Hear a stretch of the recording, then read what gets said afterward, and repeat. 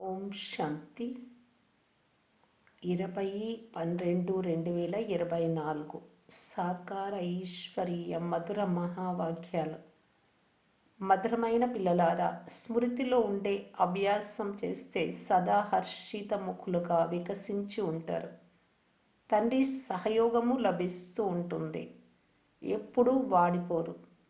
ప్రశ్న: పిల్లలైన మీరు ఈశ్వరీయ విద్యార్థి జీవితాన్ని ఏ నశలో గడపాలి?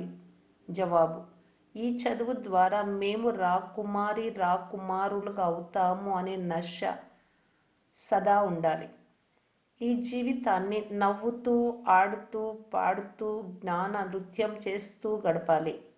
సదా వారసులై పుష్పాలు అయ్యే పురుషార్థం చేస్తూ ఉండండి. ఇది రాకుమారి రాకుమారులుగా తయారయ్యే కళాశాల. ఇక్కడ చదవాలి, చదివించాలి కూడా. ప్రజలను కూడా తయారు చేసుకోవాలి. అప్పుడే రాజులుగా అవ్వగలరు. తండ్రి అయితే చదివే ఉన్నారు, వారు చదవాల్సిన అవసరం లేదు. పాట: బాల్యపు రోజులను మర్చిపోరాదు. ఓం శాంతి. ఈ పాట ముఖ్యంగా పిల్లల కొరకు. సినిమా పాట అయినా కొన్ని పాటలు మీ కొరకే ఉన్నాయి. ఎవరైతే స్వంత పిల్లలుగా ఉంటారో వారు పాట వింటున్న సమయంలో దాని అర్థాన్ని మనసులో తీసుకోవాల్సి ఉంటుంది. నా ముద్దు పిల్లలారా అని తండ్రి అర్థం చేయిస్తారు. ఎందుకంటే మీరు పిల్లలుగా అయ్యారు. ఎప్పుడు పిల్లలుగా అవుతారో అప్పుడు తండ్రి ఇచ్చే వారసత్వం కూడా స్మృతిలో ఉంటుంది. పిల్లలుగానే అవ్వకుంటే స్మృతి చేయాల్సి ఉంటుంది. మేం భవిష్యత్తులో బాబా ఆస్తి తీసుకుంటాము అని పిల్లలకు స్మృతి ఉంటుంది. ఇది రాజయోగం, ప్రజాయోగం కాదు. మీరు భవిష్యత్తులో రాకుమారి రాకుమారులుగా అవుతారు. మీరు తండ్రి సంతానము. మిగిలిన బంధుమిత్రులు మొదలైన వారిని మర్చిపోవాల్సి వస్తుంది. ఒక్కరు తప్ప వేరెవ్వరూ గుర్తు రాకూడదు. దేహం కూడా గుర్తు రాకూడదు. దేహ అభిమానాన్ని వదిలి దేహి అభిమానులుగా అవ్వాలి. దేహ అభిమానంలోకి రావడం వలన అనేక ప్రకారాలైన సంకల్ప వికల్పాలు తల్లక్రిందులుగా పడేస్తాయి. స్మృతి చేసే అభ్యాసం చేస్తూ ఉంటే సదా హర్షితంగా వికసించిన పుష్పాల వలె ఉంటారు. స్మృతిని మర్చిపోవడం వలన పుష్పం వాడిపోతుంది. పిల్లలు ధైర్యం చేస్తే తండ్రి సహాయం చేస్తారు. పిల్లలుగా అవ్వలేదు అంటే తండ్రి ఏ విషయంలో సహాయం చేస్తారు? ఎందుకంటే వారే తల్లి తండ్రి. తర్వాత రావణ మాయ. రావణుడి ద్వారా క్రిందకు దిగజారే సహయోగం లభిస్తుంది. చిన్ననాటి రోజులను మర్చిపోకండి. పూర్తి ఈ పాట అంతా పిల్లలైనా మీ కొరకే తయారు చేయబడింది. తండ్రిని స్మృతి చెయ్యాలి. స్మృతి చెయ్యకుంటే నేడు నవ్వుతూ రేపు మళ్ళీ ఏడుస్తూ ఉంటారు. స్మృతి చేయడం వలన సదా హర్షిత ముఖులుగా ఉంటారు. ఒక్క గీతా శాస్త్రంలోని కొన్ని అక్షరాలు సరిగ్గా ఉన్నాయి అని పిల్లలైనా మీకు తెలుసు. యుద్ధ మైదానంలో మరణించినట్లయితే స్వర్గానికి వెళ్తారు అని వ్రాశారు. కానీ ఇందులో హింసా యుద్ధము మాటే లేదు. పిల్లలైన మీరు తండ్రి నుండి శక్తి తీసుకొని మాయపై విజయం పొందాలి కనుక తప్పకుండా తండ్రిని స్మృతి చేయాల్సి ఉంటుంది. అప్పుడే మీరు స్వర్గానికి అధికారులుగా అవుతారు. వారు స్థూలమైన ఆయుధాలు మొదలైన వాటిని చూపిస్తారు. జ్ఞాన ఖడ్గము, జ్ఞాన బాణము అను శబ్దాలను విన్నందున స్థూల రూపంలో ఆయుధాలను ఇచ్చారు. వాస్తవానికి ఇవన్నీ జ్ఞాన విషయాలు. ఇన్ని భుజాలు మొదలైనవి దేవతలకు ఉండవు. కనుక ఇది యుద్ధ మైదానం. యోగంలో ఉండి శక్తిని పొంది వికారాలపై విజయం పొందాలి. తండ్రిని స్మృతి చేస్తే వారసత్వము గుర్తుకు వస్తుంది. వారసులే ఆస్తి తీసుకుంటారు. వారసులుగానే అవ్వలేదు అంటే ప్రజలుగా అవుతారు. ఇది రాజయోగం, ప్రజాయోగం కాదు. తండ్రి తప్ప ఈ జ్ఞానం వేరెవ్వరూ ఇవ్వలేరు. తండ్రి చెప్తున్నారు, నేను ఈ సాధారణ తనువును ఆధారంగా తీసుకొని రావాల్సి వస్తుంది. ప్రకృతి ఆధారం తీసుకోకుండా శరీరాన్ని. పిల్లలైన మీకు రాజయోగాన్ని ఎలా నేర్పిస్తాను? ఆత్మ శరీరాన్ని వదిలేస్తే మరేమీ సంభాషణ జరగదు. మళ్ళీ ఎప్పుడు శరీరాన్ని ధారణ చేసి బిడ్డ కొద్దిగా పెద్దవాడైనప్పుడు వెలుపలికి వచ్చిన తర్వాత బుద్ధి వికసిస్తుంది. చిన్న పిల్లలు అంటేనే పవిత్రంగా ఉంటారు, వారిలో వికారాలు ఉండవు. సన్యాసులు మెట్లు ఎక్కి అంటే వికారాలలోకి వెళ్ళి మళ్ళీ అంటే మంచిగా ఉంటూ మళ్ళీ క్రిందకు దిగుతారు. తమ జీవితాన్ని అర్థం చేసుకోగలరు. పిల్లలు పవిత్రమైన వారు, అందుకే పిల్లలు మరియు మహాత్ములు సమానమైన వారు అని మహిమ చేయబడుతుంది. ఈ శరీరాన్ని వదిలి మేము రాకుమారులుగా అవుతామని మీకు తెలుసు. ఇంతకు ముందు కూడా మేము అయ్యాము, మళ్ళీ ఇప్పుడు కూడా అవుతాము. ఇలాంటి ఆలోచనలు విద్యార్థులకు ఉంటాయి. అది కూడా ఎవరు పిల్లలుగా ఉంటారు, విశ్వాసపాత్రులుగా ఆజ్ఞాకారులుగా ఉంటూ శ్రీమతం అనుసారంగా నడుస్తారు, వారి బుద్ధిలో ఉంటాయి. లేకుంటే శ్రేష్ఠ పదవిని పొందలేరు. టీచర్ అయితే చదివి ఉన్నవారే, అలాగని వారు మొదట చదువుకొని తర్వాత చదివిస్తారు అని కాదు. టీచరు అయితే చదివే ఉన్నారు. టీచర్ అంటేనే చదివిన వారు, వారిని జ్ఞాన సాగరులని అంటారు. సృష్టి ఆది మధ్య అంత్యాల జ్ఞానం ఇంకెవ్వరికీ తెలియదు. వారు తండ్రి అని మొదట నిశ్చయం అవ్వాలి. ఒకవేళ ఎవరి భాగ్యంలోనైనా లేకుంటే మనస్సులో సందేహ చింతన నడుస్తూనే ఉంటుంది. తెలియదు. ఎప్పుడైతే మీరు తండ్రి ఒడిలోకి వస్తారో అప్పుడు ఈ వికారాల రోగం ఇంకా ఎక్కువగా బయటకు వస్తుంది అని తండ్రి చెప్తున్నారు. అనారోగ్యం ఒప్పొంగుతుంది అని వైద్యులు కూడా చెప్తారు. తండ్రి కూడా చెప్తున్నారు, మీరు నా పిల్లలుగా అయినప్పుడు దేహ అభిమానము మరియు కామ క్రోధాల అనారోగ్యం ఇంకా ఎక్కువ అవుతుంది. లేకుంటే పరీక్షలు ఎలా జరుగుతాయి? ఎక్కడైనా తికమక పడితే అడుగుతూ ఉండండి. ఎప్పుడైతే మీరు శక్తిశాలులుగా అవుతారో అప్పుడు మాయ బాగా క్రింద పడేస్తుంది. మీరు మల్ల యుద్ధంలో ఉన్నారు. పిల్లలు కానీ అవ్వకుంటే బాక్సింగ్ మాటే ఉండదు. వారు తమ సంకల్ప వికల్పాలలోనే మునకలు వేస్తూ ఉంటారు. ఎవరి సహయోగము లభించదు. మమ్మ బాబా అని చెప్తున్నప్పుడు బాబాకు సంతానంగా అవ్వాల్సి ఉంటుంది. తర్వాత వీరు మా ఆత్మిక తండ్రి అని మనస్సులో పక్కా అవుతుంది. పోతే ఇది యుద్ధ మైదానం. ఈ తుఫానులో నిలబడగలమా లేదా అని భయపడరాదు. ఇటువంటి వారిని బలహీనులని అంటారు. ఇందులో పులిలాగా అవ్వాలి. పురుషార్థం కొరకు మంచి మతాన్ని తీసుకోవాలి, తండ్రిని అడగాలి. చాలామంది పిల్లలు తమ స్థితిని వ్రాసి పంపుతారు. సర్టిఫికేట్ తండ్రియే ఇవ్వాలి. ఇతని నుండి దాచగలరు కానీ శివబాబా నుండి దాచలేరు. చాలామంది దాచేందుకు ప్రయత్నిస్తారు కానీ వారి వద్ద ఏమీ దాగి ఉండలేదు. మంచికి ఫలం మంచిగా, చెడుకు ఫలం చెడుగా ఉంటుంది. సత్య త్రేతాయుగాలైతే అంతా చాలా మంచిగానే ఉంటుంది. మంచి చెడు పాప పుణ్యాలు ఇక్కడ ఉంటాయి. అక్కడ దాన పుణ్యాలు కూడా చేయబడవు, ప్రాలబ్ధం ఉంటుంది. ఇక్కడ మీరు పూర్తి సమర్పణం అవుతారు కనుక బాబా 21 జన్మలకు రిటర్న్ ఇస్తారు. తండ్రిని అనుసరించాలి. ఒకవేళ ఉల్టా పనులు చేస్తూ ఉన్నట్లయితే తండ్రికి చెడ్డ పేరు తెచ్చిన వారిగా అవుతారు. కనుక శిక్షను కూడా ఇవ్వవలసి ఉంటుంది. అందరూ జ్ఞానులు యోగులుగా అవ్వాల్సి ఉంటుంది. ఆత్మలైన మనలను బాబా చదివించారు, మళ్ళీ మనము దానిని వర్షించాలి.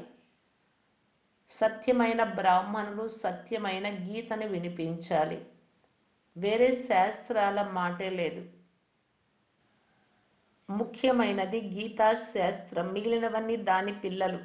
వాటి ద్వారా ఎవ్వరికీ కళ్యాణం జరగదు. నన్ను ఎవ్వరూ కలవలేరు. నేనే వచ్చి మళ్ళీ సహజ జ్ఞానము సహజ యోగాలను నేర్పిస్తాను. సర్వశాస్త్రాల మాత శిరోమణి గీత. ఈ సత్యమైన గీత ద్వారా వారసత్వం ఇస్తారు. కృష్ణుడికి కూడా గీత ద్వారా ఆస్తి లభించింది. గీత తండ్రి అయిన రచయిత ఎవరో వారే కూర్చొని వారసత్వమునిస్తారు. పోతే గీతా శాస్త్రము నుండి వారసత్వం లభించదు. రచయిత ఒక్కరే, మిగిలిన వారంతా వారి రచన. మొదటి నంబర్ శాస్త్రము గీత, తర్వాత వచ్చే శాస్త్రాల ద్వారా కూడా వారసత్వం లభించదు. సన్ముఖంలోనే ఆస్తి లభిస్తుంది. ముక్తి వారసత్వంగా అందరికీ లభిస్తుంది. అందరూ వాపస్ వెళ్ళాలి కానీ స్వర్గ వారసత్వము చదువు ద్వారా లభిస్తుంది. ఎవరు ఎంత బాగా చదువుతారో అంత పొందుతారు. తండ్రి సన్ముఖంలో చదివిస్తారు. చదివించేది ఎవరు? నిశ్చయం అవ్వనంత వరకు ఏమి అర్థం చేసుకుంటారు? ఏ ప్రాప్తి చేసుకోగలరు? అయినా తండ్రి ద్వారా వింటూనే ఉంటే ఈ జ్ఞానం వినాశనం అవ్వదు. ఎంత సుఖం లభిస్తుందో అంత సుఖం ఇతరులకు కూడా ఇస్తారు. ప్రజలను తయారు చేసినట్లయితే వారు స్వయంగా రాజులుగా అవుతారు. మీది విద్యార్థి జీవితం. నవ్వుతూ ఆడుతూ జ్ఞాన నృత్యం చేస్తూ మీరు వెళ్ళి రాకుమారులుగా అవుతారు. మీరు రాకుమారులుగా అవ్వాలి అని విద్యార్థులకు తెలుసు కనుక ఖుషి పాదరస మట్టము పెరుగుతుంది. ఇది రాకుమారి రాకుమారుల కాలేజీ. అక్కడ రాకుమారి రాకుమారులకు వేరే వేరే కళాశాలలు ఉంటాయి. విమానాలలో పుష్పక విమానాలలో వెళ్తారు స్వర్గంలో. అక్కడ విమానాలు కూడా పూర్తి రక్షణ కవచంగా ఉంటాయి. ఎప్పుడు విరిగిపోవు, ఎప్పుడు ఏ విధమైన యాక్సిడెంట్లు జరగవు. ఇవన్నీ అర్థం చేసుకోవాల్సిన విషయాలు. ఒకటి, తండ్రితో పూర్తి బుద్ధి యోగాన్ని జోడించాలి. రెండవది, ఎవరెవరు ముళ్ళ నుండి మొగ్గలుగా అయ్యారు అని బాబాకు సమాచారం అంతా ఇవ్వాలి. తండ్రితో పూర్తి సంబంధాన్ని ఉంచుకోవాల్సి వస్తుంది. మళ్ళీ టీచర్ కూడా ఆదేశాలను ఇస్తూ ఉంటారు. వారసులుగా ఈ పుష్పాలుగా అయ్యే పురుషార్థం ఎవరు చేస్తారు? ముళ్ళ నుండి మొగ్గలుగా అయితే అయ్యారు, తర్వాత ఎప్పుడైతే పిల్లలుగా అవుతారో అప్పుడు పుష్పాలుగా అవుతారు. లేకుంటే మొగ్గలు మొగ్గలుగానే ఉండిపోతారు, అనగా ప్రజలలోకి వస్తారు. ఇప్పుడు ఎవరెంత పురుషార్థం చేస్తారో అంత పదవి పొందుతారు. ఒకరు పరిగెత్తుతూ ఉంటే మేం వారి తోక పట్టుకొని వెళ్తాము అని అనుకోకండి. భారత్ వాసులు అలాగే అనుకుంటారు, కానీ తోక పట్టుకునే మాటే లేదు. ఎవరు చేస్తారో వారు పొందుతారు. ఎవరు పురుషార్థం చేస్తారో వారికి 21 జన్మలకు ప్రాలబ్ధం తయారవుతుంది. వృద్ధులుగా అయితే తప్పకుండా అవుతారు, కానీ అక్కడ అకాల మృత్యు ఉండదు. ఎంత గొప్ప పదవి! వీరి భాగ్యం తెరవబడింది, వారసులుగా అయ్యారు అని తండ్రి అర్థం చేసుకుంటారు. ఇప్పుడు పురుషార్థులు, బాబా ఈ విఘ్నాలు వస్తున్నాయి, ఇలా అవుతూ ఉంది అని రిపోర్ట్ కూడా చేస్తారు. ప్రతి ఒక్కరూ తమ లెక్కాచారాన్ని ఇక్కడే చుక్తు చేసుకోవాలి, సమాప్తం చేసుకోవాలి. వేరే సత్సంగాలలో ఇంత శ్రమ ఉండదు. బాబా అయితే చిన్న చిన్న పిల్లలను కూడా సందేశీలుగా తయారు చేస్తారు. యుద్ధంలో సందేశం తీసుకొని వెళ్ళువారు కూడా కావాలి కదా. అలాగే ఇక్కడ కూడా ఇది యుద్ధ మైదానం. ఇక్కడ మీరు సన్ముఖంలో వింటే చాలా బాగుంది అనిపిస్తుంది, మనసు ఖుషి కలుగుతుంది. వెలుపలికి వెళ్ళి ఇతర కొంగల సాంగత్యం లభిస్తే సంతోషం ఎగిరిపోతుంది. అక్కడ మాయ ధూళి ఉంటుంది కదా, కనుక పక్కాగా అవ్వాల్సి ఉంటుంది. బాబా ఎంతో ప్రేమగా చదివిస్తారు, ఎన్నో సౌకర్యాలను కలుగజేస్తారు. బాగుంది బాగుంది అని చెప్పి తర్వాత మాయమైపోయేవారు కూడా చాలామంది ఉన్నారు. అరుదుగా కొద్దిమంది మాత్రమే నిలబడగలరు. ఇక్కడ జ్ఞాన నశ అవసరం. మద్యపానం నశ కూడా ఉంటుంది కదా. ఎవరైనా దివాలా తీసి సారాయి త్రాగి ఉంటే నశ కారణంగా నేను రాజాది రాజును అని అనుకుంటాడు. ఇక్కడ మీకు ప్రతిరోజు జ్ఞానామృతం లభిస్తుంది. ధారణ చేసేందుకు రోజు రోజుకు మీ బుద్ధి తాళం తెరిచే పాయింట్లు లభిస్తూ ఉంటాయి. కనుక మురళి ఎలాగైనా చదవాలి. గీతను రోజు చదువుతారు కదా, అలా ఇక్కడ కూడా రోజు తండ్రి ద్వారా పాఠం చదవాలి. నా ఉన్నతి జరగడం లేదు, కారణమేమి అని అడగాలి, వచ్చి తెలుసుకోవాలి. వారు మా తండ్రి అని ఎవరికైతే పూర్తి నిశ్చయం ఉంటుందో వారే వస్తారు. నిశ్చయ బుద్ధిగా అయ్యేందుకు పురుషార్థం చేస్తున్నాను అని కాదు, నిశ్చయం ఒక్కటే ఉంటుంది, అందులో శాతం ఉండదు. తండ్రి ఒక్కరే, వారి నుండి వారసత్వం లభిస్తుంది. ఇక్కడ వేల మంది చదువుతారైనా నిశ్చయం ఎలా కలుగుతుంది అని అంటే వారిని దౌర్భాగ్యులు అని చెప్పాల్సి ఉంటుంది. తండ్రిని గుర్తించి ఒప్పుకునే వారే అదృష్టవంతులు. ఎవరైనా రాజు నా దత్తు సంతానంగా అవ్వమని అడిగితే వారి ఒడిలోకి వెళ్ళినప్పుడే నిశ్చయం అవుతుంది కదా. నిశ్చయం ఎలా కలుగుతుంది అని అనరు. ఇది రాజయోగము. తండ్రి స్వర్గానికి రచయిత కనుక స్వర్గాధిపతులుగా చేస్తారు. నిశ్చయం కలగకుంటే నీ భాగ్యంలో లేదు అని అర్థం. దానికి ఎవరేం చేయగలరు? ఒప్పుకోనట్లయితే పురుషార్థం ఎలా చేయగలరు? అలాంటి వారు కుంటుతూనే నడుస్తారు. బేహద్దు తండ్రి నుండి భారతీయులకు కల్పకల్పము స్వర్గ వారసత్వం లభిస్తుంది. దేవతలు స్వర్గంలోనే ఉంటారు. కలియుగంలో రాజ్యం ఉండదు. ప్రజలపై ప్రజా రాజ్యం ఇక్కడ ఉంది. పతిత ప్రపంచాన్ని పావన ప్రపంచంగా తండ్రి తప్ప మరెవ్వరు చేయగలరు. భాగ్యంలో లేకుంటే పురుషార్థము చెయ్యలేరు అంటే అర్థము చేసుకోలేరు. ఇవి చాలా సహజంగా అర్థం చేసుకోవాల్సిన విషయాలు. ఈ లక్ష్మీనారాయణుడు రాజ్య పదవి ప్రాలబ్ధాన్ని ఎప్పుడు పొందారు? తప్పకుండా వారు ముందు జన్మల కర్మల ఫలితంగా పొందారు.